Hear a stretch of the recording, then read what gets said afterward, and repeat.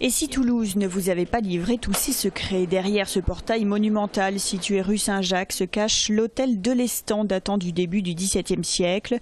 Entre Renaissance et classicisme, l'hôtel particulier affiche un style transitoire qui se distingue par la disposition très ordonnée de ses fenêtres et sa façade quelque peu austère.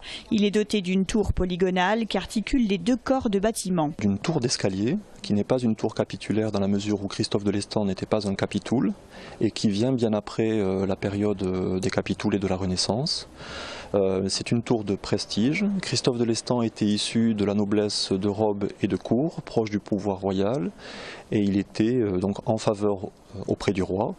Et il bénéficiait donc de revenus royaux liés à son statut. Ce qui fait de ces 3000 m² un des plus grands hôtels particuliers de Toulouse à l'époque. En ces temps, le rez-de-jardin était destiné aux services, l'étage noble aux pièces d'apparat et le troisième niveau aux appartements. L'hôtel particulier conserve quelques éléments remarquables du début du XVIIe siècle, notamment un escalier majestueux, dit rampe sur rampe, qui est à la fois lumineux, ample et traversant, et qui permet donc de monter à plusieurs au premier étage et de démontrer là encore l'importance du lieu dans la mesure où il est inclus dans le corps du bâtiment. Les personnels du rectorat seront mobilisés tout le week-end pour assurer des visites commentées de l'hôtel particulier et de ses jardins.